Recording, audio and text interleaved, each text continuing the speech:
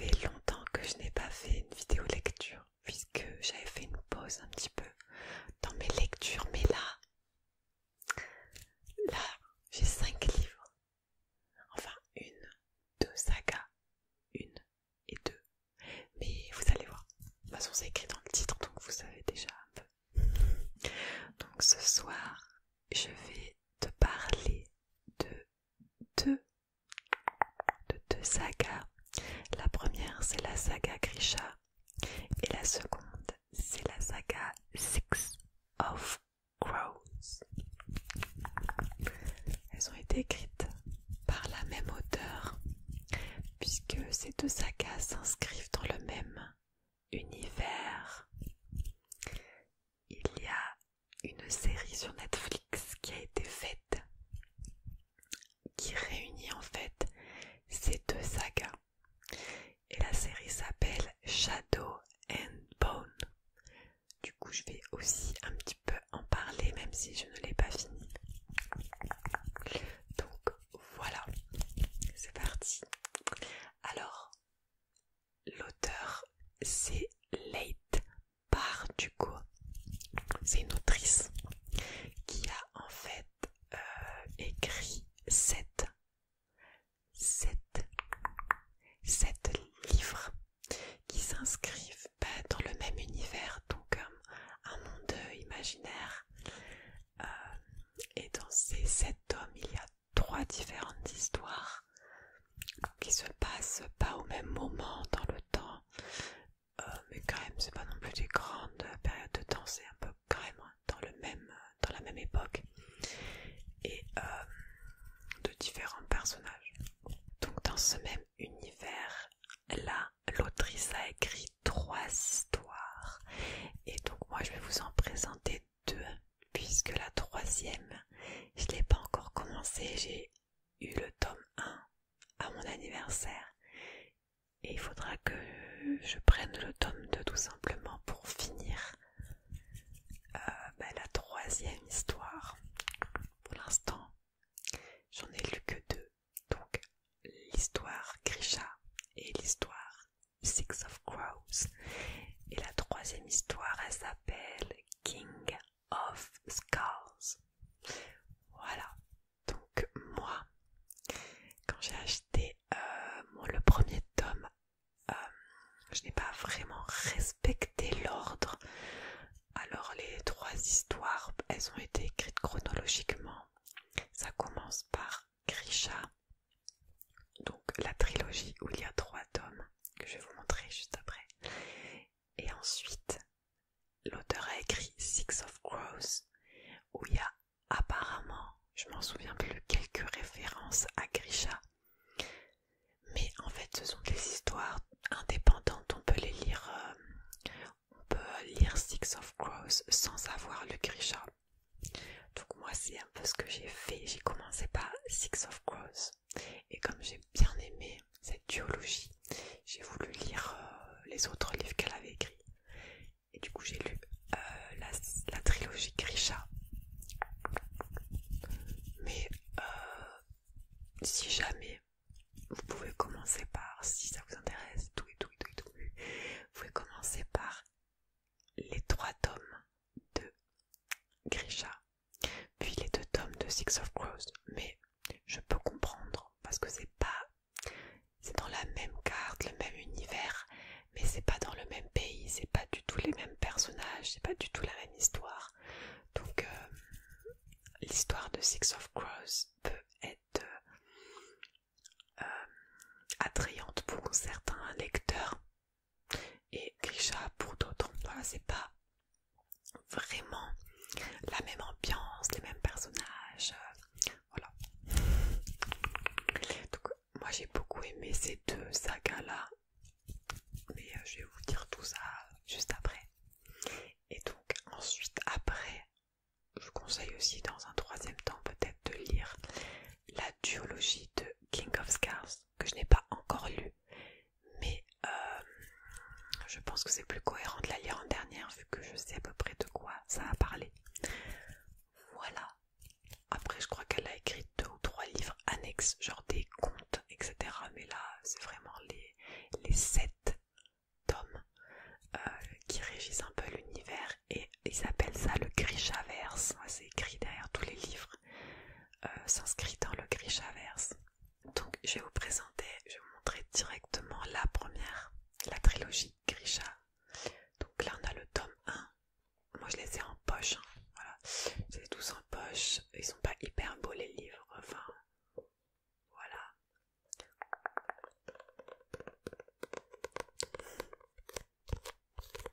Donc ça c'est le tome 1, il est assez petit quand même, il se lit très rapidement.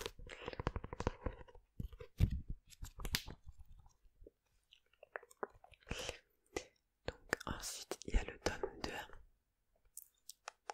et le tome 3, si j'y arrive, hop, hop là. On notera le détail que là c'est une tranche blanche et la noire. C'est pas grave. Donc ça c'est la première histoire qu'elle a écrite dans cet univers là. Et donc c'est très intéressant puisqu'à chaque fois, vu que c'est une nouvelle carte, un nouveau monde, il y a une carte en fait. Donc elle y est dans Grisha et elle est plus complète et plus grande. Là elle est zoomée un peu, et dans Six of Crows elle est plus grande. Donc en fait je suis contente d'avoir commencé par Six of Crows parce que moi j'arrivais vraiment mieux à me situer dans le Grisha, parce que des fois ils parlent d'autres pays dans Grisha mais on les voit pas sur la carte, ça c'est un peu relou. Hop, que je vais trouver ça. Et là on a la carte un peu dézoomée.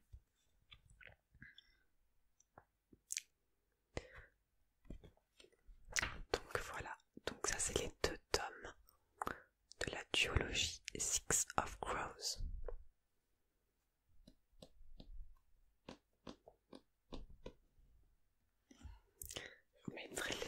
Je vous mettrai les titres et l'auteur en description pour qu'il y ait une trace.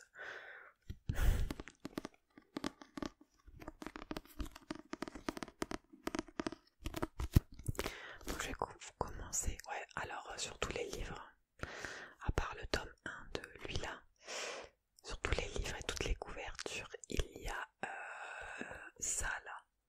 Est-ce qu'on en parle, les lecteurs? Je déteste quand il y a...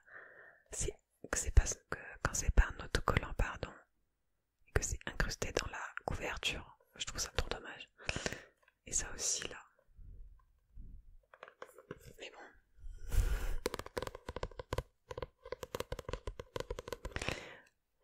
Donc je vais vous lire le résumé de Grisha. Mais je vous avoue que le résumé, voilà quoi, c'est quelques mots, c'est pas des phrases, vous voyez, vous allez voir. Donc ça on ne dit pas beaucoup, mais je vais vous le lire quand même.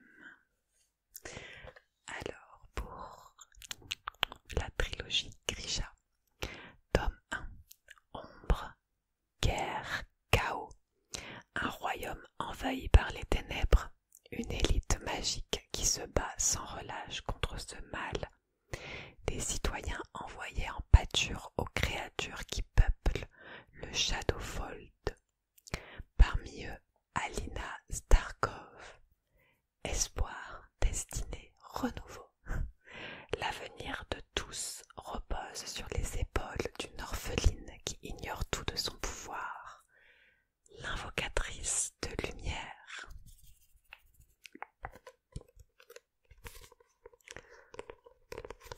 Donc s'il y a des personnes qui ont vu Shadow and Bone, la série Netflix, ben en fait cette série est issue donc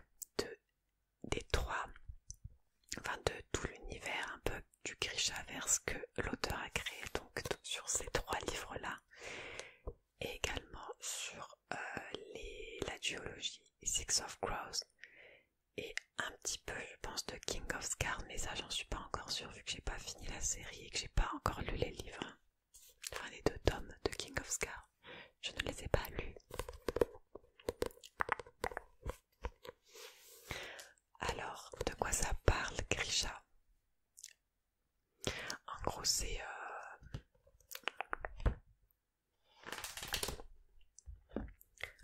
il y a plusieurs pays qui sont un peu toujours ennemis, en guerre. Il y a des personnes dans le pays de base qui s'appelle Ravka. Ravka. Il y a des personnes que l'on nomme les Grishas. Les Grishas, ce sont des personnes qui sont dotées de pouvoir. Donc il y a différentes catégories de Grishas. Il y en a 3 différentes. Je pourrais plus trop vous les nommer là tout de suite, mais 3 catégories qui regroupent différents types de pouvoirs. Je peux vous dire les catégories parce qu'en fait c'est écrit au début des livres. Alors dans les Grishas, il y a les Caporalki. C'est ceux qui sont de l'ordre des vivants et des morts.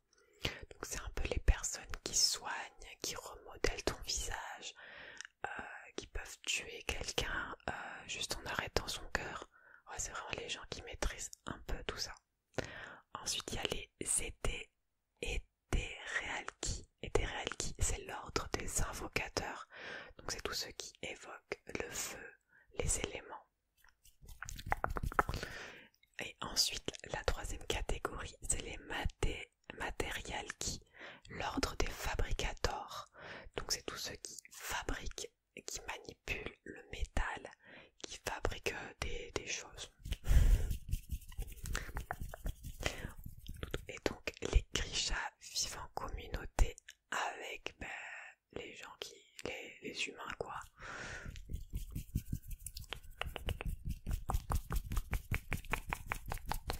Et donc dans cette saga Grisha, il y a une énorme anomalie de ténèbres un petit peu sur une partie du pays qui s'appelle le Shadowfold. C'est comme un grand mur, une grande partie noire que de ténèbres dans laquelle se trouvent un peu des créatures de ténèbres méchantes et tout. Et en fait, cette anomalie divise le pays en 2. Et comme il y a des montagnes au sud et l'ennemi au nord, ils sont obligés de traverser le Shadowfold pour aller de l'ouest vers l'est. Et donc cette histoire, ça parle, donc elle est écrite à la première personne. C'est une trilogie écrite du point de vue donc de l'héroïne principale. C'est important de savoir à quelle personne sont écrites les histoires. Donc l'héroïne principale s'appelle Alina Starkov. Elle est orpheline, elle vient d'un orphelinat. Et elle est cartographe. Et donc au début, je ne vous spoilerai rien, mais au début elle va devoir se rendre dans le Shadowfold puisqu'elle doit réaliser des cartes de l'autre côté mais aussi du Shadowfold. Et en fait rapidement on va découvrir quand elle va faire sa première traversée du Shadowfold qu'elle est une invocatrice, mais une invocatrice spéciale, l'invocatrice de lumière. Donc comme je vous ai parlé des 3 catégories de Grisha juste avant, elle fait partie de l'ordre des invocateurs, mais avec un pouvoir que personne n'a, à savoir invoquer la lumière dans le monde de ténèbres. Donc bien évidemment, après, il va se passer plein de trucs. Elle va être considérée comme voilà, la personne qu'on attendait en gros pour sauver le pays.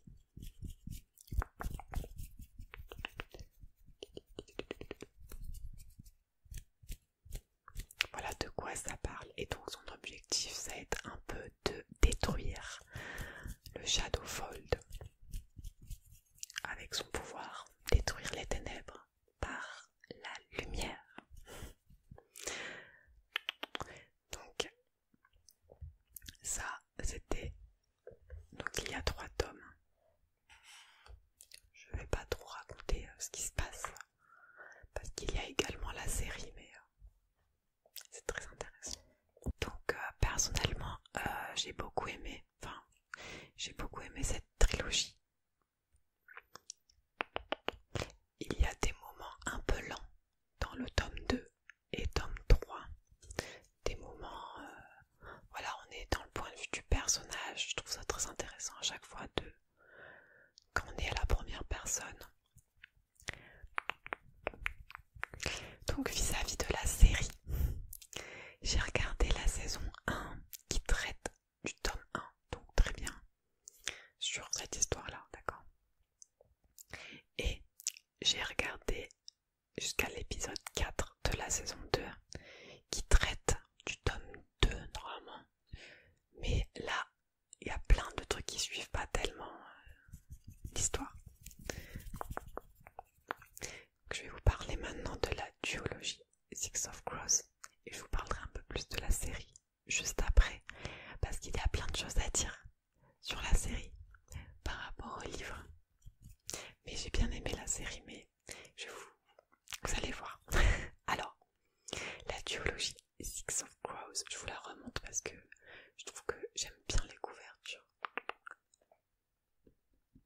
Alors ça, j'ai commencé par ça en fait. J'arrive pas à parler. Oui. Écoutez, c'est pas grave. Donc, je vais vous lire le résumé. Alors, Six of Crows.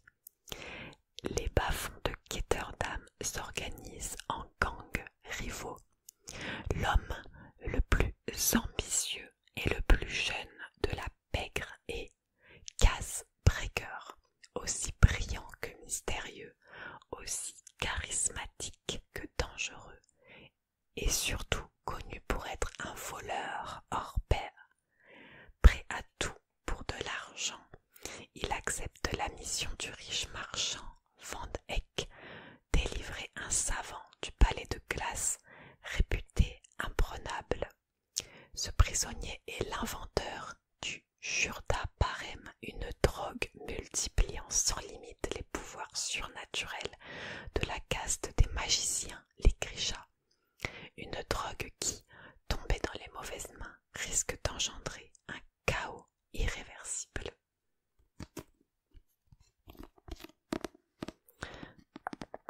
Donc là, c'est totalement une histoire différente, mais il y a toujours des Grisha, des personnes avec des pouvoirs. C'est la même carte, c'est juste que là on n'est plus à Ravka, comme je vous ai dit dans les 3 tomes de Grisha, on est dans le pays Ravka, et là on est dans un autre pays, à Kersh, qui est finalement une sorte de grosse île. Voilà, où il y a la ville Ketterdam, où sont les héros de cette histoire.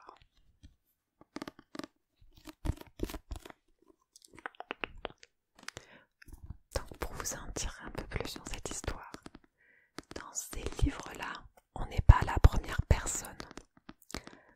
En revanche, chaque chapitre est organisé de manière à suivre un personnage. Donc il y en a 6, Six of Crows. Ils sont là d'ailleurs. Donc il y a 6 personnages que je trouve tous attachants à leur manière. Vraiment, j'ai adoré comment l'auteur, plus dans ses livres que dans les Grisha, mais même aussi dans Grisha, décrit les personnages, nous fait nous sentir vraiment en lien avec. Enfin, j'ai beaucoup aimé là-dessus.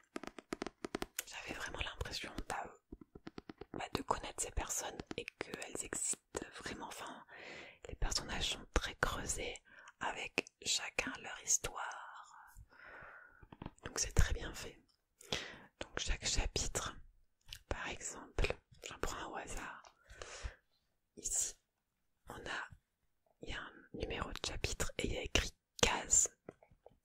Donc là, par exemple, on va suivre ce que Kaz fait. Donc c'est pas un point de vue à la première personne non plus, c'est pas non plus la troisième personne, je sais plus comment ça s'appelle, je sais plus si c'est omniscient, je sais plus le terme, mais il y a un terme dans la langue française pour dire ça. C'est on est un point de vue externe, mais on sait ce que le personnage ressent. Vous voyez. Du coup, c'est vraiment bien écrit. Et je trouve les chapitres entre les personnages, ils sont vraiment bien ficelés pour que tu suives à chaque fois l'avancée du plan, l'avancée de l'histoire de manière, voilà, vraiment pas dans tous les sens, c'est vraiment bien fait. À chaque fois qu'il se passe un truc, ben on va suivre les personnages qui font ce truc là, enfin voilà. Donc je vais vous dire un peu les personnages parce qu'en plus j'ai bien aimé au début du livre, il y a une page par personnage. Donc là ils remettent aussi les différents ordres des Grisha.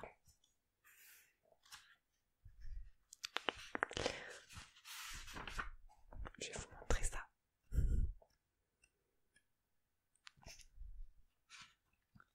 Alors, le premier, c'est Kaz Breaker.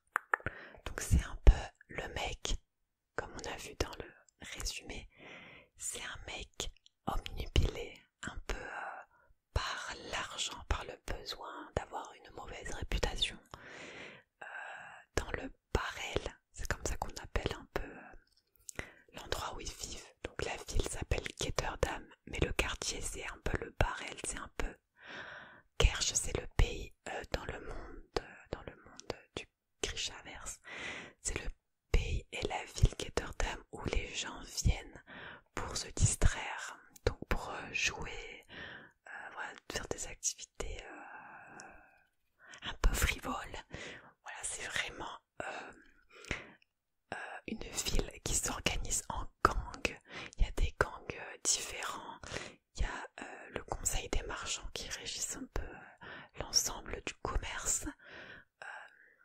Voilà, donc le premier personnage, Kaz, c'est lui qui élabore, c'est un peu le cerveau de la bande, c'est lui qui élabore les plans, qui fait le commerce, et il est également chef d'un des gangs dans le Barrel à seulement, je crois qu'il a 17-18 ans.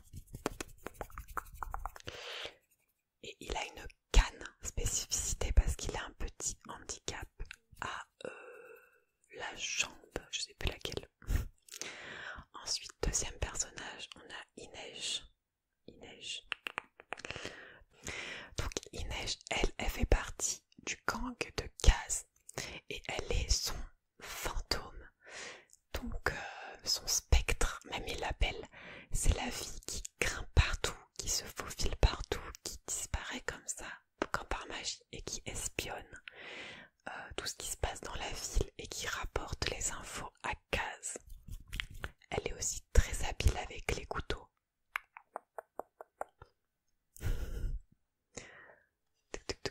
Ensuite, un personnage, il y a Jasper.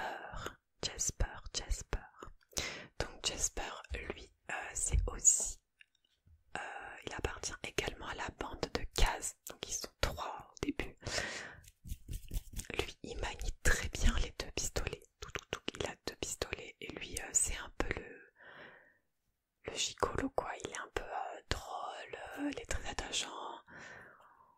Voilà, il est très second degré, vraiment. Et lui, donc son truc, c'est les armes à feu. Ensuite, on a Nina. Donc Nina, elle, c'est une Grisha qui est de l'ordre des... comment j'arrive pas à me rappeler du nom des ordres à chaque fois.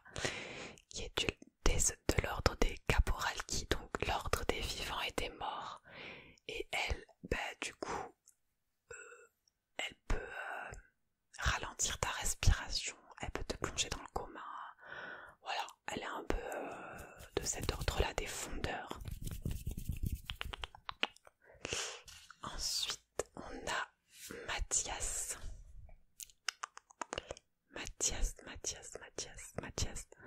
Alors lui, donc j'ai pas dit, mais Nina, elle vient de Ravka de base, hein, parce que Ravka, comme je vous ai dit avant, c'est un peu le pays où les Grishas sont un peu en sécurité, parce que dans les autres pays, c'est pas trop le cas. Donc Mathias, lui, en l'occurrence,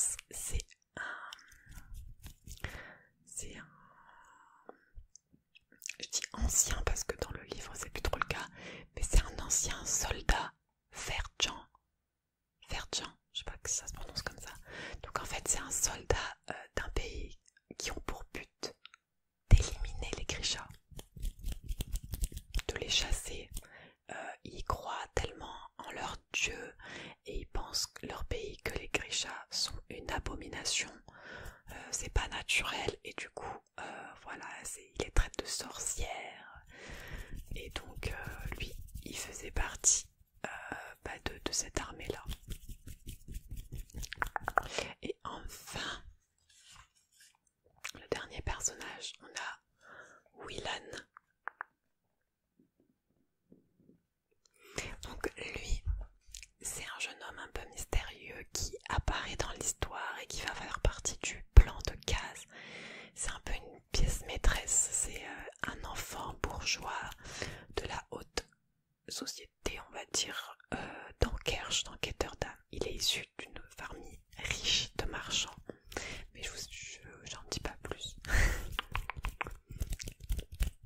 En tout cas, j'adore parce que là, sur la couverture, il y a écrit Six of Crows.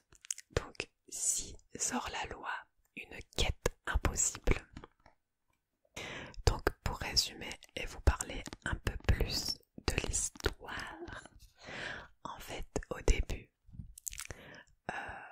on prend connaissance du fait que quelqu'un a mis en place un dérivé d'une drogue qui existait déjà, mais cette drogue dérivée, transformée, a le pouvoir, une fois ingérée par les Grishas, de totalement modifier leur pouvoir magique, les amplifier et faire des trucs de malades mentaux, d'accord?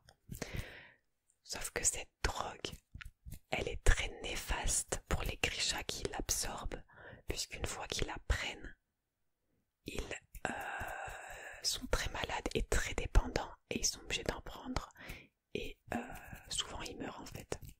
Donc en fait c'est un peu utilisé pour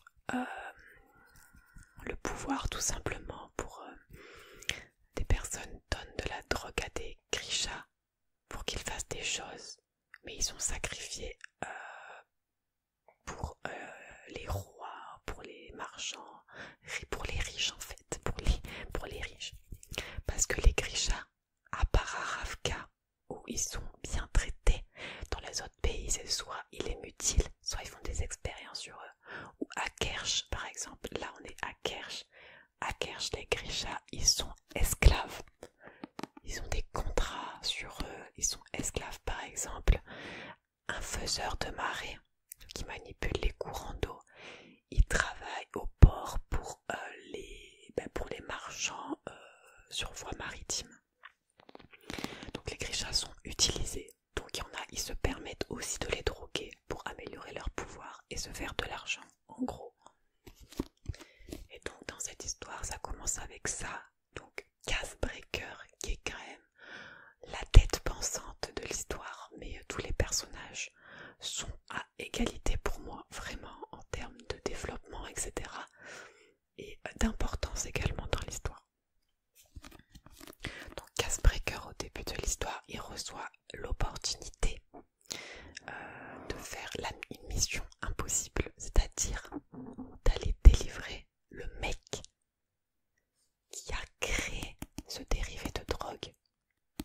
Mais ce mec, il est emprisonné dans un palais de glace à Verja, donc là où je vous ai dit que Mathias était originaire.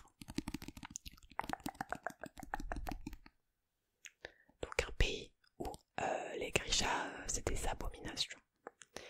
Et l'objectif pour Kaz, c'est d'aller délivrer ce mec et de venir le rendre au mec qui lui a demandé pour une énorme somme d'argent. Et comme Kaz adore l'argent, il se constitue une équipe. Donc cette équipe-là pour aller faire le casse du siècle.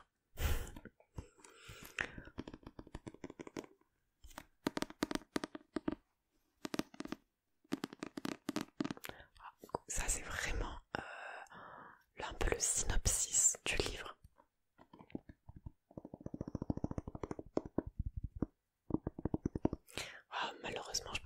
synopsis du tome 2 vu que après sinon ça vous spoil le 1.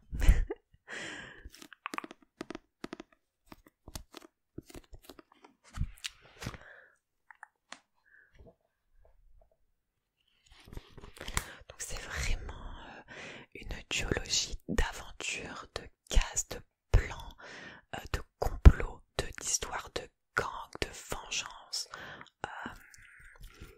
Il y a un tout petit peu il y a un peu de romance dans le sens où il y a des personnages, ils sont attachés les uns aux autres, mais c'est pas non plus du gros love, on va dire, en termes d'écriture. Il y a aussi beaucoup d'humour, il y a de l'humour, il y a des personnages, franchement ils me font trop rire. Jesper, celui avec les pistolets, et Nina, la Grisha, vraiment ils me font mourir de rire dans ce qu'ils disent. Les dialogues entre les personnages, je trouve, sont vraiment bien faits. J'ai l'impression d'y être en fait. C'est tellement crédible, ça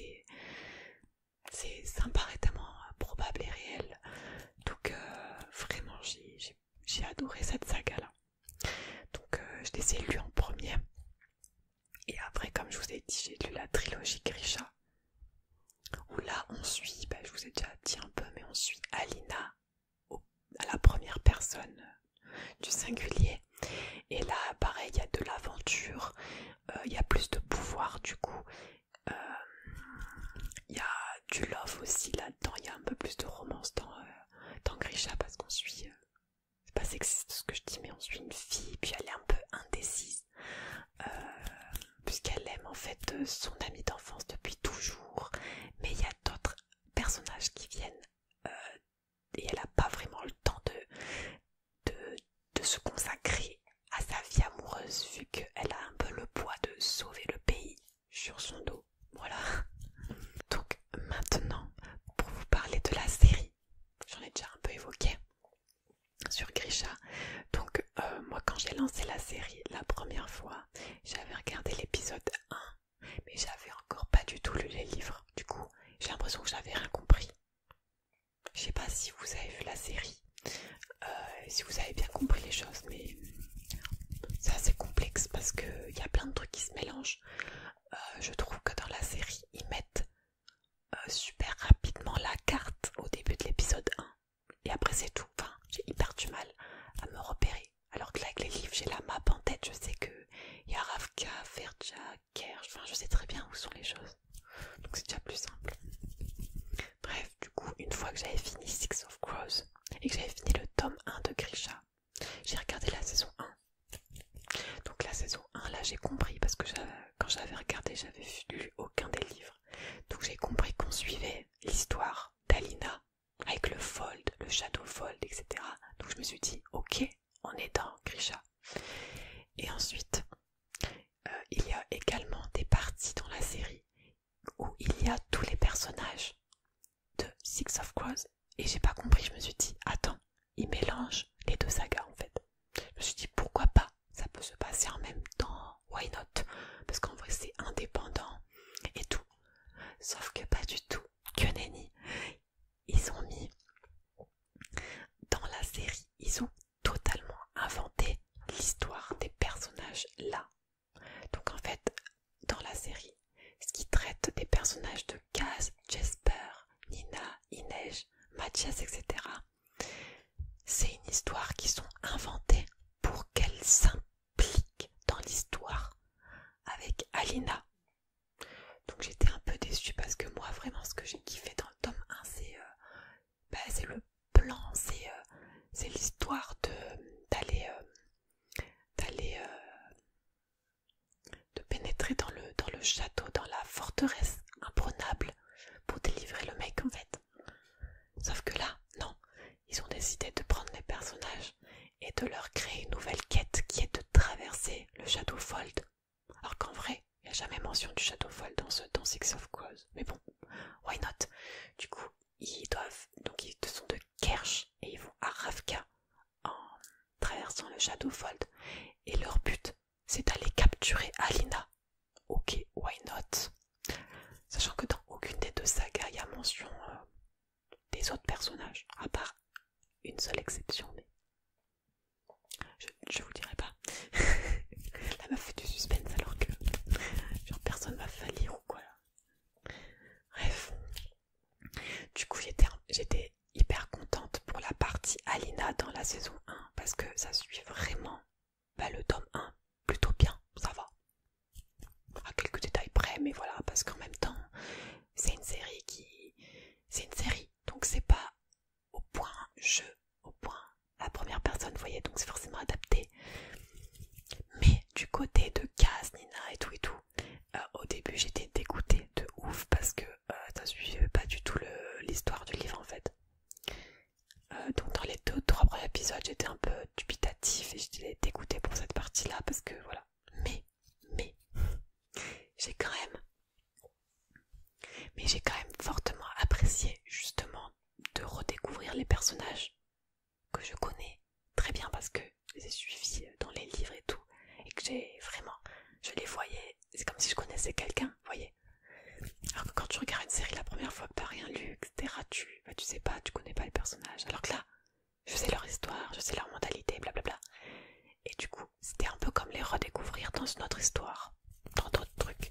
Donc finalement, ça m'a pas tant dérangé que ça. Après, peut-être qu'ils vont faire le casse dans la saison 2, 3. Aucune idée. Donc ensuite, j'ai commencé la saison 2 jusqu'au l'épisode 4. Il faudrait que je regarde là d'ailleurs, puisque j'ai fini les livres. Dans la saison 4, sur l'histoire de Alina et de Grisha, du coup, c'est assez mal suivi. Ça va trop vite, il y a des trucs, c'est pas ça, mais why not? Je suis ouverte aux modifications, il n'y a pas de problème pour le scénario. Et pour l'histoire de Kaz, etc. Je suis un peu triste parce qu'en fait, ils ont pris des éléments qui sont à la fin, voire milieu du tome 2. Et ils le font dans la saison 2. J'étais là, ok, d'accord. Donc en fait, ils ont un peu quand même pris des éléments de Six of Crows. Donc en fait, dans Six of Crows, il y a plusieurs histoires. Il n'y a pas que la quête du palais imprenable. Il y a d'autres histoires de vengeance avec des personnages importants, des marchands, des riches. Et en fait, dans la saison 2, ils ont traité sur un marchand. Mais ils l'ont fait trop vite pour moi, selon moi, parce que c'est un peu le nerf de la guerre pour Castbreaker, parce qu'il veut vraiment faire une vengeance en particulier. Pendant les 2 tomes, on sait qu'il déteste un autre mec, chef d'un autre gang, voilà. Et là, dans la saison 2, en 4 épisodes, c'était torché. Ils ont quand même suivi un peu ce qu'il a vraiment fait dans le livre. Mais ça m'a paru un peu trop rapide, voilà. Mais encore une fois, par contre, j'ai trop kiffé. La série, elle respecte de ouf les personnages. Le casting des gens est juste incroyable, vraiment incroyable. Que ce soit pour Kaz, incroyable, c'est vraiment lui. Inej, Jasper, Nina, Mathias, Willan, les 6 de Six of Crows, vraiment ils ont été castés. Vraiment c'est magnifique.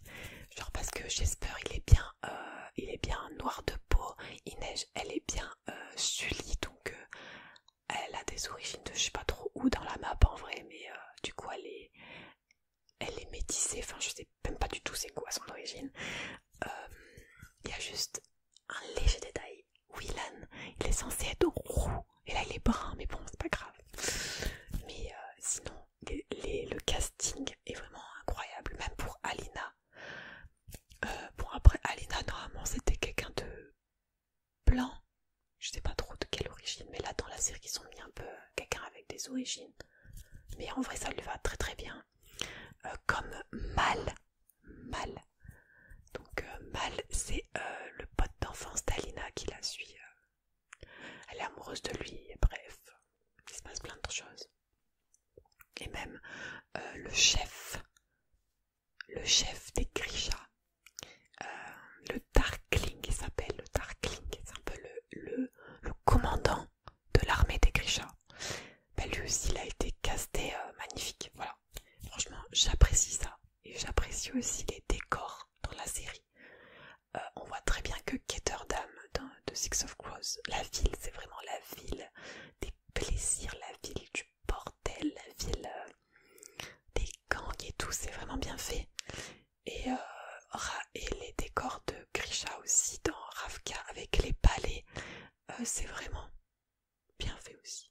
Je parle vite, non? Punaise, encore cette vidéo va durer longtemps, wesh.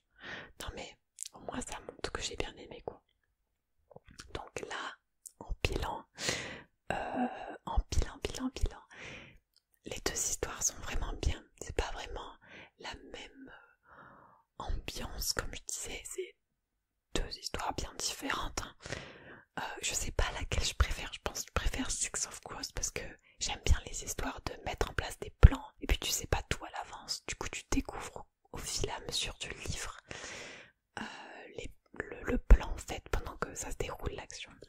Les personnages sont hyper attachants, mais je crois que je préfère Six of Crows, même si j'ai bien aimé aussi Grisha avec Alina, même si Alina dans la série je la trouve un peu trop gentille, genre je trouve qu'elle paraît trop gentille dans la série alors que, mais ça c'est parce que les livres sont écrits à la première personne et donc on ressent vraiment ce que le personnage ressent, toutes les questions qu'elle se pose, etc. Tout ce qui se passe dans sa tête, les sacrifices qu'elle fait. Et ça fait que dans une série ça peut pas être retranscrit. Bah du coup on a l'impression qu'elle est plus gentille, alors qu'en vrai dans sa tête elle est un peu assoiffée des fois de pouvoir. Elle a des mauvaises intentions parce qu'elle est un peu contrôlée par le méchant de l'histoire. Mais sinon vraiment c'est une bonne, je pense c'est une bonne série par rapport à l'univers du Grishaverse. Et donc il me reste 2 livres à lire. King of Scars, je vais vous chercher le tome 1 vu que je l'ai. Donc King of Scars, le tome 1 c'est lui. Et le tome 2 c'est le même sauf qu'il est argenté en gros.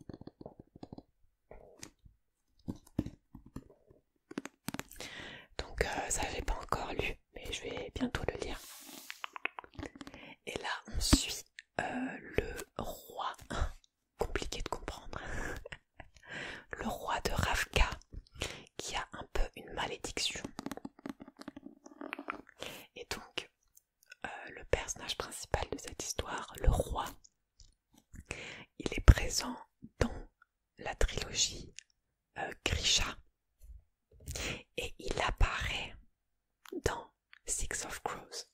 Donc c'est pour ça que je pense que c'est mieux de lire ça en dernier. Parce que c'est assez chronologique. Donc celui-là, la duologie à lire en dernier, mais entre les deux autres, entre Grisha et Six of Crows, peu importe en vrai par lequel on commence. Bon, c'est mieux de faire dans la chronologie, puisque dans Six of Crows, il n'y a plus du tout le fold. Même s'ils vont jamais à Ravka, mais bon. Donc en vrai, peu importe. Donc j'adore celui-là, je l'ai eu à mon anniversaire de la part de mon frère. Et il est vraiment trop beau. Non mais vraiment, les livres, une grande passion.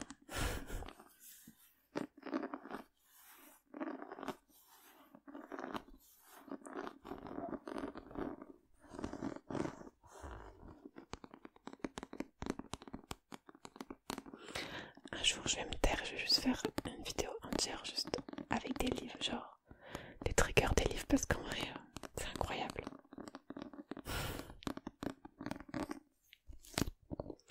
Ou une vidéo, je vous présente mes livres préférés, genre en termes visuels, genre mes plus beaux livres. Mais lui il est beau quand même, il est très très beau, j'aime beaucoup. Le 2 il est un peu moins beau en argenté.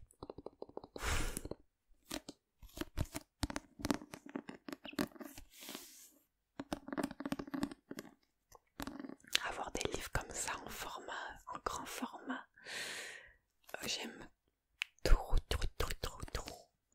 Ça fait vraiment trop plaisir d'avoir un cadeau comme ça. Parce que moi j'achète plus facilement des poches parce que c'est moins cher en fait. Puis ça prend un peu moins de place, on se l'avoue.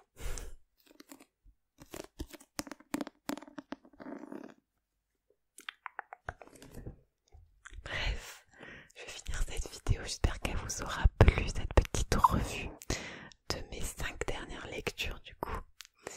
Donc voilà, n'hésitez pas à me dire si vous avez vu la série. C'est une série originale Netflix, Shadow and Bone. Et si jamais vous avez lu les livres ou que vous connaissez l'auteur, parce que cet auteur, regardez, j'aime beaucoup parce qu'il y a le schéma ici, il y a la photo de l'auteur, et il y a, là c'est les 3 Grisha, là c'est les 3 Grisha, là c'est les 2 Six of Crows, et là c'est les 2 King of Scars, et là c'est un truc en plus qu'elle a fait genre des contes, etc. Je pense pas que j'achèterais ça. Flemme, je préfère les histoires que les contes et blablabla. Mais cette autrice, je sais jamais quoi dire entre autrice ou auteur, cette autrice, elle a écrit également d'autres livres policiers, je sais pas, j'ai vu son nom partout dans les rayons, que ce soit les rayons police, les rayons jeunesse, enfin vraiment. Et j'aime beaucoup comment elle écrit, le développement des personnages et tout. Et en plus, on s'ennuie rarement